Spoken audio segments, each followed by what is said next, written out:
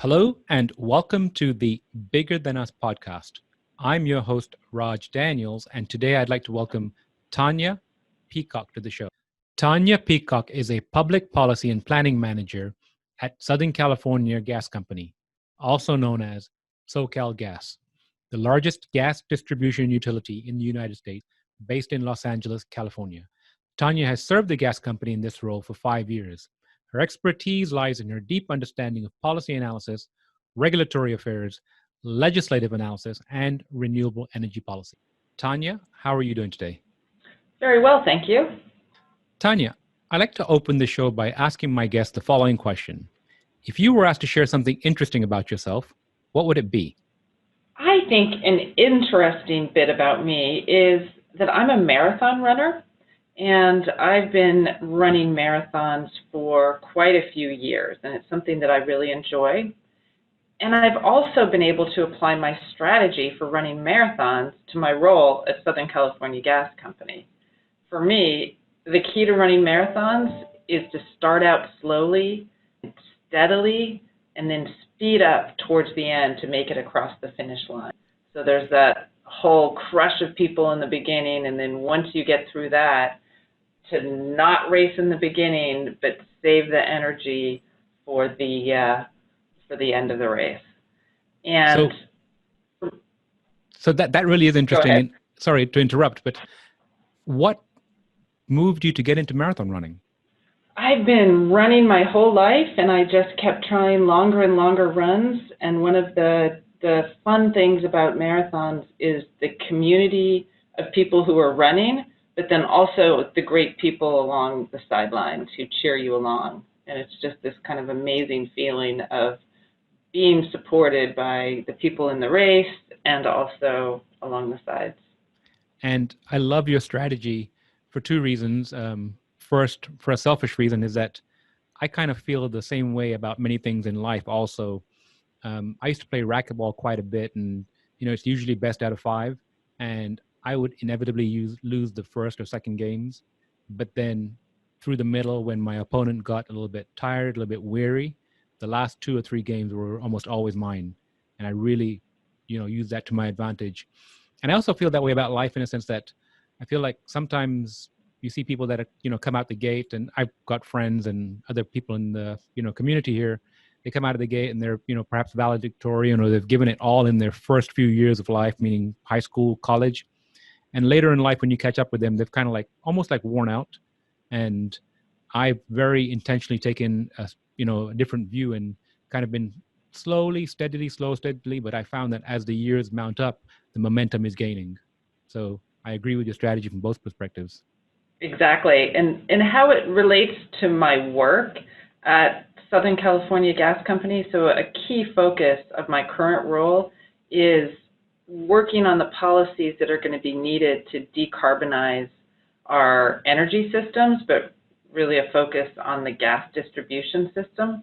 And so this work has kind of started off slowly, but it's been rapidly gaining interest. And that's where I see the parallel to marathon running. That it used to be just a few of us out there talking about how gas utilities can really play a role in helping California meet its climate goals. And now there are more and more people in California, but also in other states and countries looking at how you can decarbonize fuels, utilize the existing gas system, and help meet the climate goals. So since you brought up again, similar to marathon running, I would just say quickly, is that there's this whole community of us out there working on these issues. Absolutely. So since you brought up SoCal, can you give the audience a brief overview of SoCal and some of the steps they're taking to decarbonize? Absolutely. So SoCal Gas is the largest natural gas distribution company in the U.S. And so our service territory goes from the Mexican border with a little carve out for San Diego up to about Bakersfield, so about half the state. We have over 6 million meters, and the customer base that we deliver to is around over 22 million people. So very large service territory, and we deliver natural gas to pretty much all of the southern half of the state. And in terms of what we're doing to decarbonize our system, we are looking at how you can, looking at the way that the renewable portfolio standard in California really transformed the renewable electricity industry, and looking to see if you get similar policy mechanisms in place for the gas system, requiring gas utilities to buy increasing amounts of renewable gas, that you could then transform, then you can decarbonize the pipeline and help develop the renewable natural gas industry. So how have you seen your customers or your end consumers, respond or react to this conscious movement of decarbonization? Well, from the gas perspective, the conversation has mostly been within policy circles, so people who are involved in energy policy and climate policy. We are in the process of trying to get approval to offer a voluntary RNG tariff to our customers. So customers could choose to buy a certain amount of renewable natural gas to replace traditional gas. And once we get approval for that service, then there will be growing awareness more generally in our customer base, I think. But I think most people at this point, most customers are not aware of the potential of renewable natural gas to decarbonize the natural gas system. And how long have you been with SoCal? I've been with SoCal Gas for about 25 years. So that's amazing and must speak volumes about SoCal. What's a couple of things that keep you there? SoCal Gas is a great place to work, great people, and I have had a whole series of interesting and challenging roles at SoCal Gas. That's fantastic. Staying engaged. Yes. So Tanya, one of the things I like to focus on is, the why behind what you do. There's an opportunity cost as such where you could be doing something else. And you kind of mentioned the interesting projects, but what drives you to stay with this mission? Overall, what drives me to stay with this mission is the fact that I believe that SoCal Gas can play a key role in meeting California's ambitious environmental goals. A lot of us may be aware of the recent report that came out from the Intergovernmental Panel on Climate Change. And basically, the next 10 years are going to be key globally to helping prevent some of basically keeping global temperatures, the global temperature rise to below 1.5 degrees Celsius. So because that's such an urgent issue, decarbonizing all of our energy use, so cleaning up the electricity supply, and then also decarbonizing gas end uses is really going to be key to achieving these goals. And honestly, I can't think of anything more important than helping develop policies to combat climate change. Have you always been this enthusiastic about climate change? I did a lot of work in when the cap and trade program in California was just getting started. So California has a carbon market where it's actually not free to emit carbon. So large customers participate in the cap and trade system on their own, and smaller customers, the utilities, participate on their behalf. And so that's when I got the most involved in climate policy, and ever since then I've been very interested and very passionate about figuring out how to decarbonize natural gas. Now, tying it back to your marathon running for a moment, you spend a lot of time outdoors. Where are some of the places that you've run that you've looked around and said, I just like to keep this place as pristine as possible? Oh, all over. But one of my favorite places to go for long runs is Griffith Park, sort of in the center of Los Angeles. And you can get away from the hustle and bustle of the city. There are lots of great trails and roads, and you see all kinds of people out there hiking and running. And I definitely want to make sure that that place stays, it's not a pristine place, but it's a great outdoor, wild, it's a great resource for people who live in Los Angeles to be outside. And also there's a lot of wildlife, Down, hawks and owls, coyotes. sounds beautiful. This is downtown Los Angeles? It's a little bit, it's northwest of downtown Los Angeles. Okay. Well, next time in town, I'll check it out for sure. You So, should. Tanya, switching gears a little bit, a question I like to ask my guest is, if you could share some advice or words of wisdom with the audience, what would it be? Well, since we're talking about energy policy, I would encourage people to, and energy isn't something that typically people are very interested in. We want to flip the switch and have the lights go on. We want to be able to turn on the stove and be able to cook our food, or turn on our furnace and have our homes be warm. And we don't really think about where that energy comes from.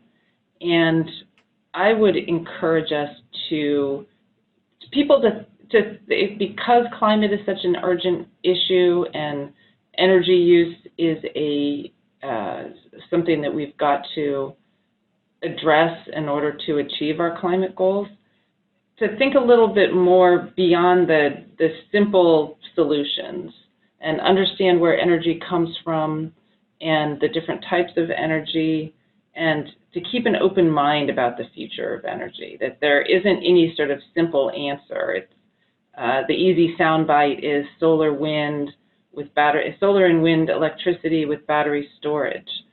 But honestly, we're not going to be able to provide enough energy to power our economy and with just those resources. So we need all of the above, and renewable gas.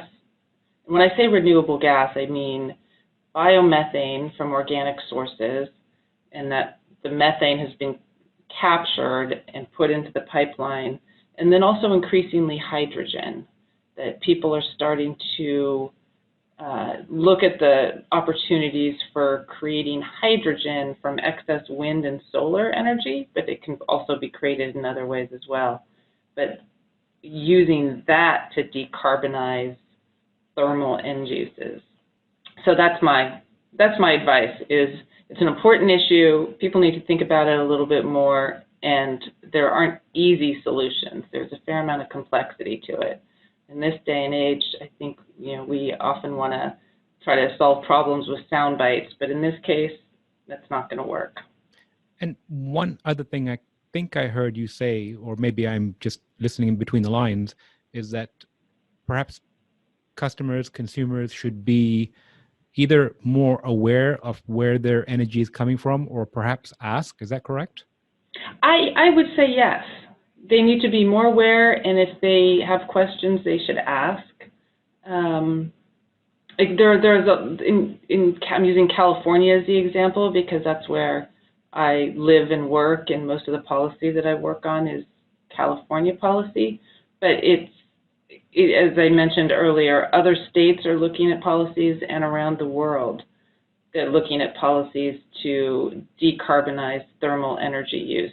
And so these policies are being developed by elected officials and then also appointed officials. So you have regulation, which kind of sets the legislation where the high level goals are set, and then you have regulation to implement the legislation.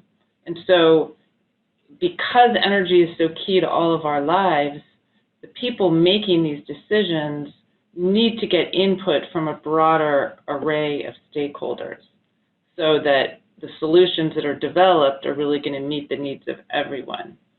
And that's what's behind my advice to get more involved and engaged and educated about energy uses, because that's going to be really key to meeting our climate goals. And we all have to work together to address the climate change challenge. As you were saying that, I just think to myself just how, you mentioned switching the light on and, just power showing up, but just over time, how almost disconnected we've become from where the energy comes from. And I was thinking about I wonder if now I don't know about SoCal, but I use a co-op here locally. Next time I open up the bill, they still send paper bills, opening the bill and seeing if there's anything in there regarding where the energy is coming from, or, sources of energy. I think from a consumer engagement, consumer education standpoint, that is going to become more popular over time, especially when individuals have the opportunity to switch between providers, because I think that that will allow them to, vote with their dollars and their values, essentially. Exactly. Does SoCal do any kind of education programs with their consumers right now? We do a lot of work to make sure that consumers are aware of all the ways that they can save energy. So energy efficiency is a really important part of what we do. And we have programs including rebates on energy efficient appliances. We have energy audits where consumers can look at their energy usage, and then we can help make suggestions as to how, what types of improvements they can make to save energy.